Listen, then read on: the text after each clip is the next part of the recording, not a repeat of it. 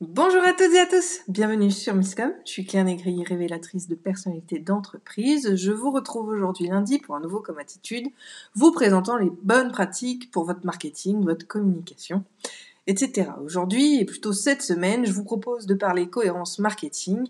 Et aujourd'hui, on va voir ensemble pourquoi c'est un must-have pour votre crédibilité et votre développement. Si vous avez des questions, n'hésitez pas à les mettre en commentaire. Si vous me rejoignez aussi, comme ça me permet de personnaliser mes exemples. Et puis, si le sujet vous botte, n'hésitez pas à mettre un pouce en l'air à cette vidéo. Et à inviter les entrepreneurs, si vous en connaissez, qui pourraient être intéressés par la thématique. Bref. Pourquoi la cohérence marketing ? Je l'ai un petit peu abordé vendredi dans le question-réponse et je vous disais que c'était quand même quelque chose d'inéluctable pour développer votre entreprise. Le côté crédibilité, pourquoi les grandes marques arrivent à être des grandes marques ? Certes, il y a une histoire de qualité de produit, et encore, parce qu'il y a des grandes marques qui sont spécialisées dans le low cost et qui ont de très bonnes critiques et une très bonne image. On va avoir la création, bien évidemment, d'une communauté, d'ambassadeurs, etc. On va faire un travail de connexion avec les utilisateurs, mais surtout, on va avoir ce que j'appelle la cohérence marketing. On en revient un petit peu autour du branding, mais là, on va pousser vraiment les choses à leur paroxysme, parce que oui, comme je vous le disais vendredi, on peut se lancer sans préparer grand-chose, et quand je parle de préparer grand-chose, je parle bien évidemment de votre marketing et votre communication, mais sans préparation, sans organisation, sans réelle stratégie et mise en place très cartésienne et très carrée pour votre marketing et votre communication, vous ne passerez pas le levier supérieur. Mon objectif vis-à-vis de mes clients, c'est de pouvoir leur permettre soit de le passer directement dès les premières étapes, c'est-à-dire on a pensé, réfléchi leur communication en amont de leur lancement, donc ça leur permet d'arriver directement sur le marché de manière crédible, mais il y a tous les autres que j'accompagne également, à la fois sur la formation ou sur la reprise dans la globalité de leur communication, justement vis-à-vis de cette cohérence marketing. Alors, elle concerne deux aspects, bien sûr, qui sont le graphisme et le parler, le phraser, le comment on s'exprime.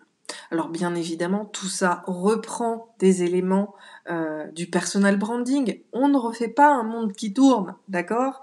On ne va pas réinventer les pratiques. On peut les renommer pour faire croire que c'est nouveau, mais ce serait complètement bête.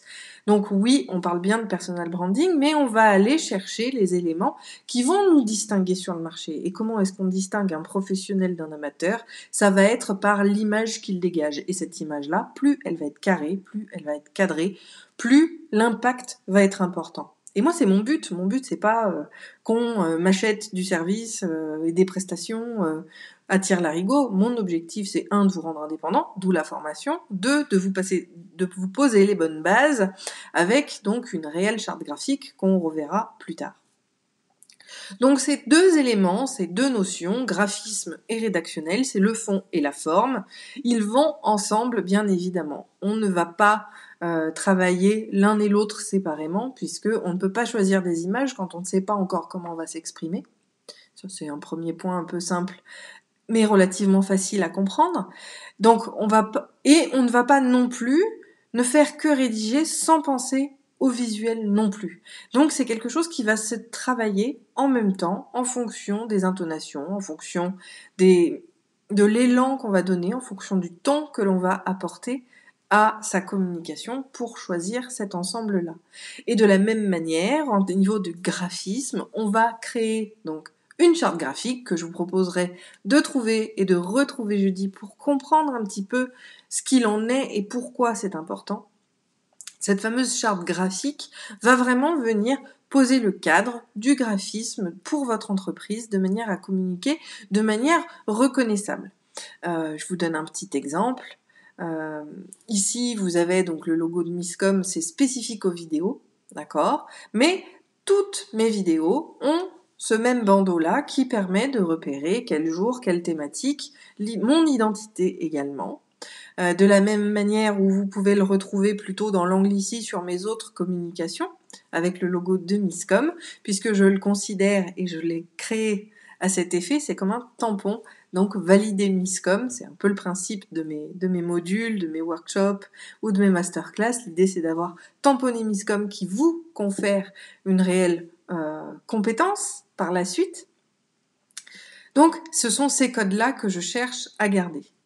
Et on va se retrouver de la même manière, et là je peux vous dire, voilà, moi j'ai donc deux marques, j'ai NCNcom pour la partie créa, accompagnement, réalisation pour autrui, et Miscom que vous connaissez peut-être, où j'accompagne les entrepreneurs, mais plus sur un plan coaching et surtout formation.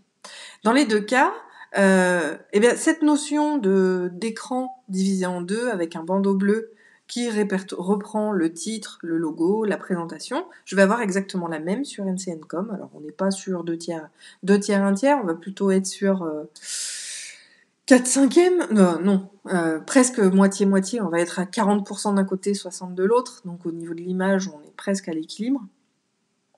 Mais on garde ces codes, on garde ce bleu, on a toujours les 4 mêmes bleu, rouge, blanc qu'on retrouvera sur mes deux marques, même si elles sont organisées de manière différente. Ça permet d'avoir une cohérence graphique entre mes deux marques parce que malgré tout, je suis seule et unique. Donc je reprends exactement les mêmes codes, couleurs pour mes deux marques, même si elles sont agencées de manière différente puisqu'elles ne traitent pas des mêmes sujets. On va avoir également à choisir dans la cohérence marketing, la façon dont on s'exprime, le ton. Alors pour le coup, et pour vous donner un contre-exemple, j'ai décidé d'avoir 2 tons différents. Un ton plus institutionnel sur la partie NCNcom, puisque là je vais m'adresser aussi à des agences de com, à des services marketing de plus grosses entreprises qui auraient besoin de mes services, et donc sur lesquels on attend un professionnalisme et un côté institutionnel très important, alors que Miscom, je m'adresse à vous, aux entrepreneurs, aux petites entreprises, où finalement la proximité est la plus importante, donc je vais avoir beaucoup plus de lâcher prise et de lâcher tout court dans mon verbal, dans ma façon de me présenter, et d'assumer pleinement qui je suis, parce que de l'autre côté, c'est plutôt, commercialement parlant, comment on dit le terme? J'ai perdu, voilà, comme d'habitude, je perds mes mots régulièrement. Je cherchais le politiquement correct, ça va être le businessment correct. C'est-à-dire que les agences et tous ces prestataires plutôt de haut vol sur la partie créa vont attendre un certain standing qui répond au leur avec une forte importance institutionnelle, alors que sur Miscom, vu que c'est la proximité, plus je vais parler comme je m'exprime dans ma vie de tous les jours, plus ça créera le lien avec, alors pas avec tout le monde, mais on cherche pas à toucher tout le monde, avec les personnes que ça va intéresser, avec lesquelles ça va matcher, parce que c'est comme ça que ça fonctionne. Ça sert à rien de chercher à plaire à tout le monde, mais ça c'est un autre sujet qu'on pourra, pourquoi pas, voir ultérieurement dans une autre thématique. Donc cette cohérence marketing, même si vous vous adressez pas à des grosses entreprises, même si vous ne vous adressez pas à des gens qui en attendent vraiment beaucoup, malgré tout, pour pouvoir, encore une fois, passer au stade supérieur, c'est-à-dire que vous êtes au-delà du lancement de votre entreprise, vous allez devoir cadrer votre marketing pour que votre identité puisse avoir un impact. Par exemple, si vous mettez votre logo toujours au même endroit à partir du moment où vous créez un visuel, là on va travailler sur l'ancrage visuel, d'accord? Encore une fois, c'est du neuromarketing. On utilise les biais cognitifs et on utilise la neurologie et le cerveau pour ancrer l'image de sa marque dans l'esprit des consommateurs. L'idée étant pas de les manipuler, contrairement à ce que beaucoup vont penser, mais bien de les aider à penser à nous dès lors qu'ils auront un besoin auquel on pourra répondre ou qu'on pourra combler. Donc le principe du graphisme va être très très important pour pouvoir convaincre les gens parce qu'on a une prestance, une stature que le graphisme va retranscrire.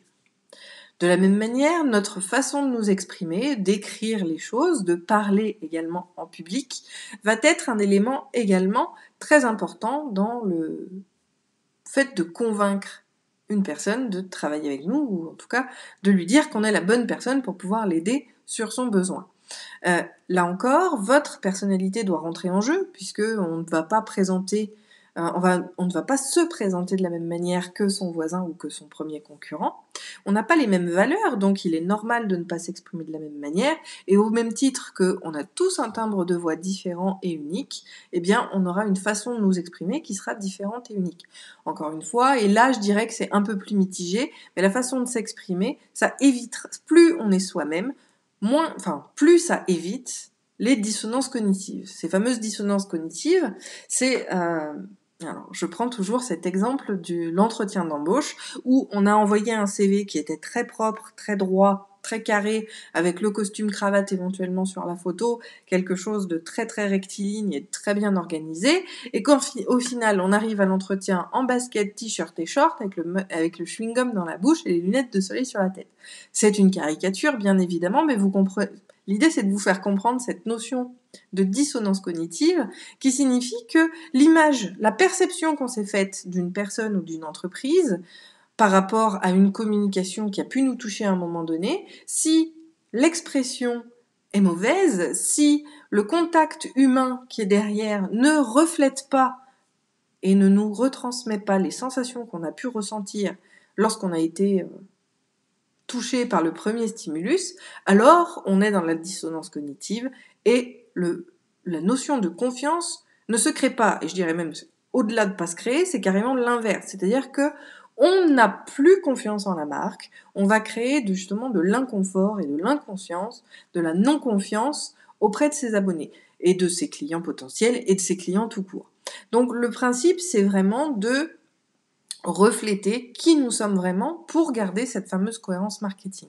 Et une fois qu'on arrive, parce que je sais pertinemment, il y a peu de gens qui arrivent à être soi-même, j'en ai fait les frais moi-même, d'accord ? Quand j'ai commencé, j'étais plutôt timide, j'étais plutôt réservée, je n'osais pas me présenter telle que j'étais, réellement, parce que j'avais besoin de plaire, besoin de manger, il faut le dire aussi. Donc on va également s'adapter en fonction des cibles que l'on vise.